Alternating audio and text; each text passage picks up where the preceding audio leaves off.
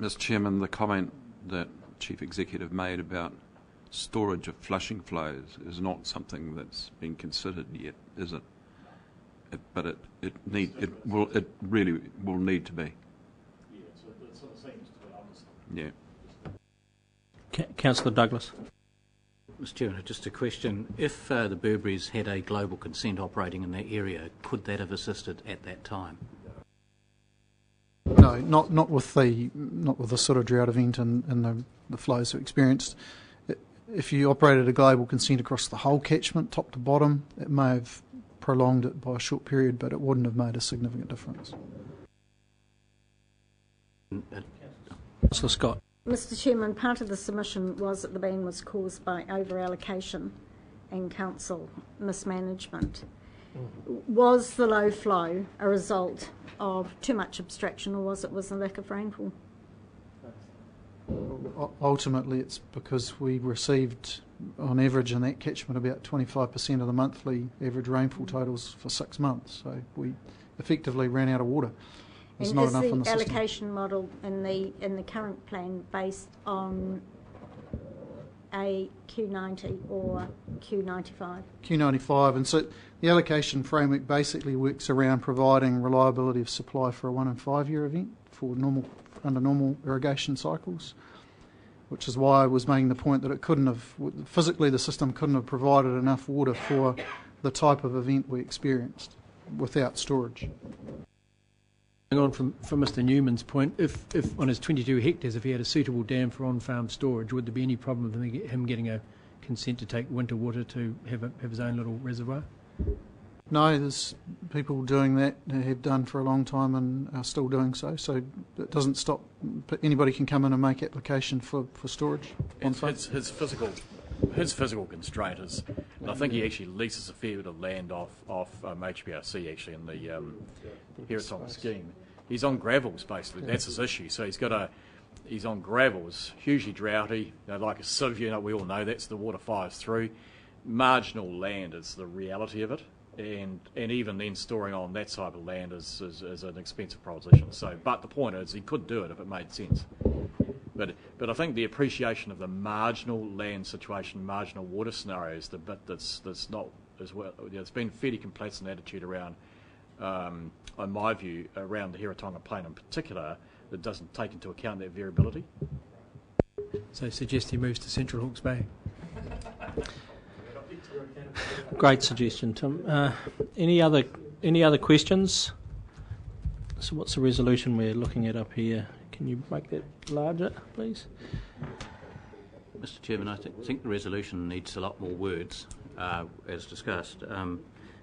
Perhaps dealing slightly with the differences in here. I mean, the comments already made about HDC and their particular points they made, as well as these options for people such as global consent, staged bans, or sorry, I didn't quite get that right. Staged advice or whatever. I mean, I think we need to be quite fulsome in this because it's held out there. Plus augmentation where possible, plus precision agriculture and other advice, which the Burberrys have obviously been doing. And you mix and match those ones in the answer. I think they need to be recorded in some way. And if somebody's moving whatever we finally end up with, I'd like to certainly talk about the HDC one, because I'm a little put out by a council saying that on behalf of their ratepayers they're going to pick on the regional council, who obviously are not interested in those ratepayers in economic sense, which I find both outrageous and absurd. So let's have a look at that resolution. It notes the points raised and makes no change to the annual plan. And your suggestion, as you move this, councillor, is you add what to it? That staff, nonetheless, in response, will cover the options raised by Mr. Maxwell, which are being worked on with Tank and other groups, whatever the appropriate thing is, to augment or globally allocate or work on other precision agriculture to assist and avoid and minimise any future bans. And the other one would be in respect to HDC, the council takes the view on advice that it is not possible nor desirable to go below the minimum environmental flows. Or better words, I'm happy to take your improved words on that. Because I think if you put a spectre out there, it takes a life of its own.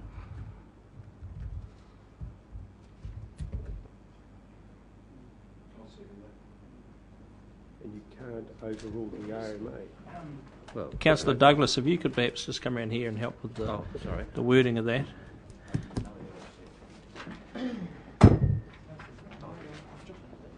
you go in there and I'll...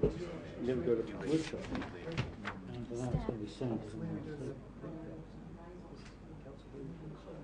Yeah, oh, forget those. Don't remind anybody, they won't forget you. We're doing grid papers as well for that. Did that last time? Did you? Oh, did you go early yesterday? I had work today. The dishes is not counted. I should make the bed as well.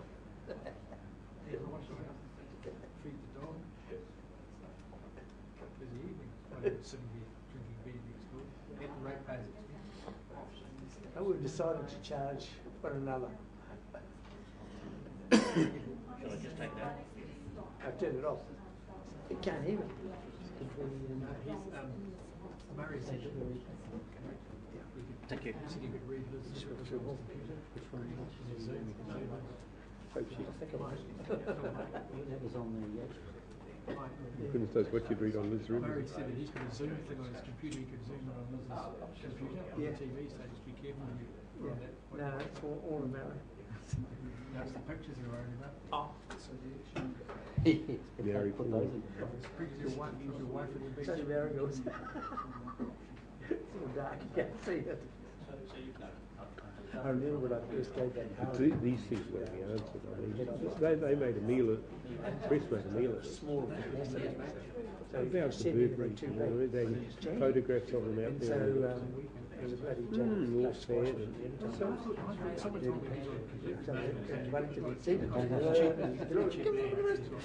and he's at least a lot from us. He was the side of the station. So clever. As long as you pour the water on. I tried it to arrive, but I mean, where he is, see it's warm. It's very warm in the summer and cool in the winter. And no, as long as you pour the water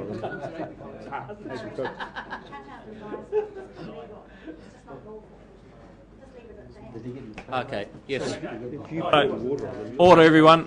The mover will speak to this motion. Yes. Order, please. Mr. Chairman, just a slight tidy up. In respect to the suggestion about HC,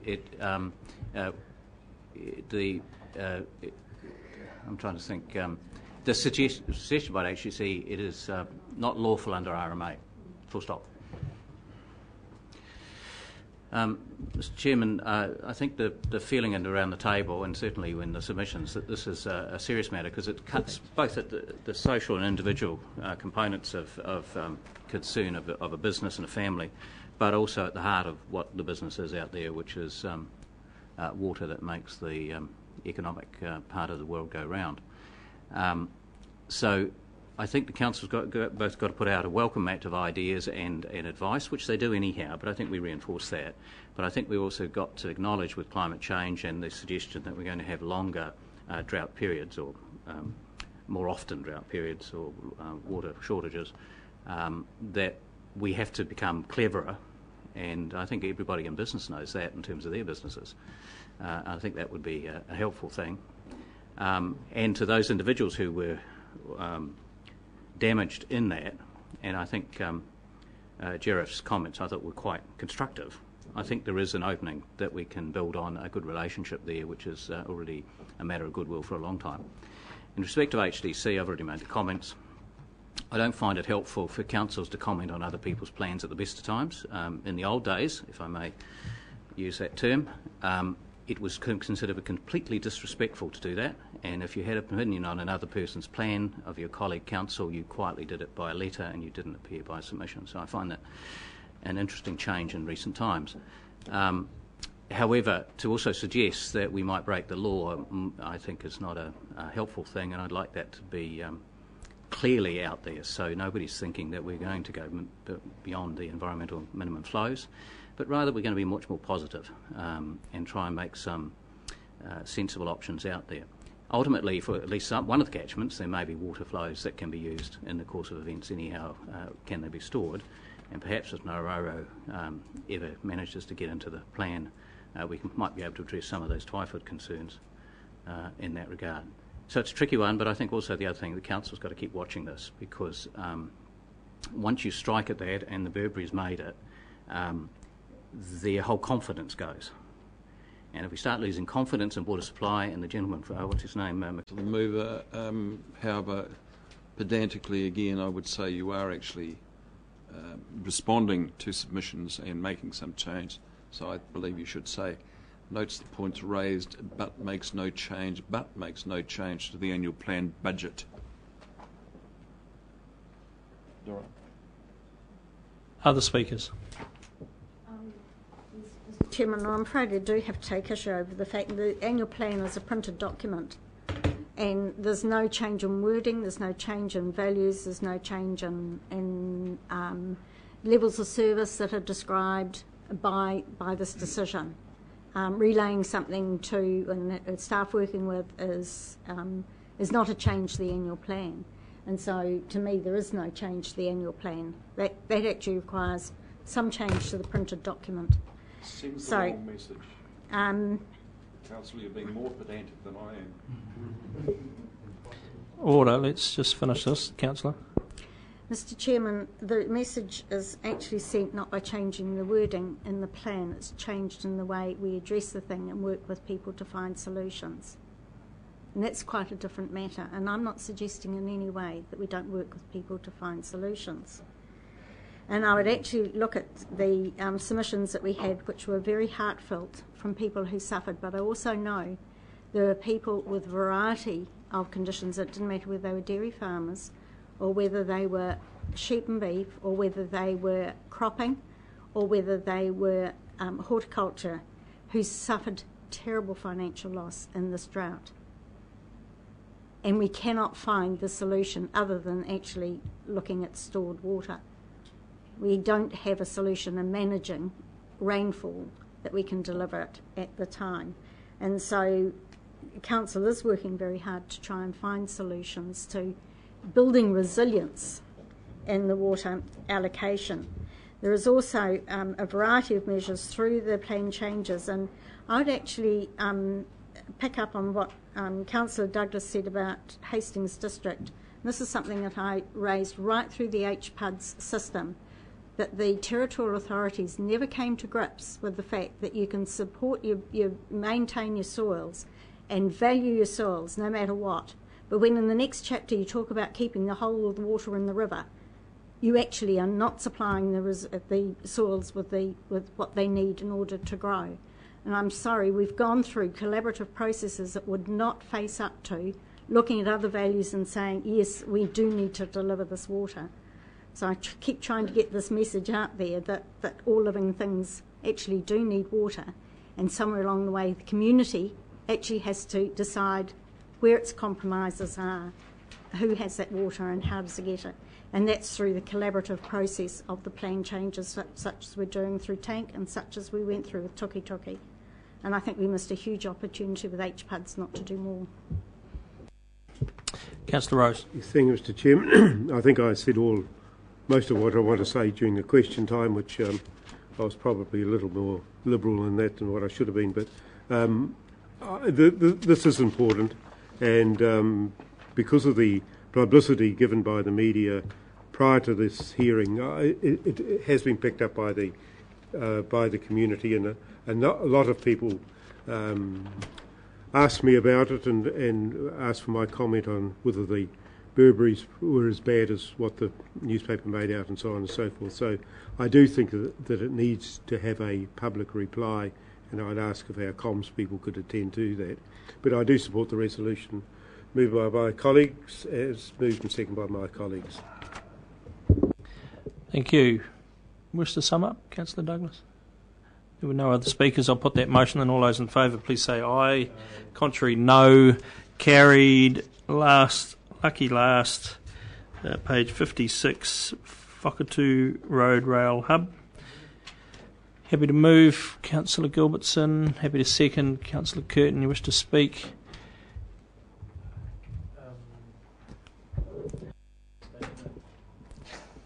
Thank you, Councillor Curtin. Hey. Well, I don't want to either. So, Councillor Douglas. Look, I'm catching up for 2.5 years. Mr. Chairman, I'm not briefed on this project, and what I've seen, I have a number of questions, and it's not through the fault of the staff. They are trying to arrange a briefing, so regrettably I will abstain, not because I may not disagree with it, or, sorry, may not, well, you know what I mean. I may agree with it, but I just don't have sufficient information. It's such a large project, and it would be unwise for me to go anywhere against it, certainly, or even for it. Whakatu Road Rail Hub, yeah. Okay, no other speakers. Put the motion, and all those in favour, please say aye. Contrary, no, and an abstention. Okay, you don't wish to have that recorded? I've recorded it anyway. Well, it's recorded. That's fine. Okay. Now, there being no further annual plan business, we covered general business and the in-committee minutes, at the end of the day yesterday. There being no further annual plan business, I congratulate you on a fairly smoothly run campaign here for the last couple of days, and declare the annual plan meeting closed.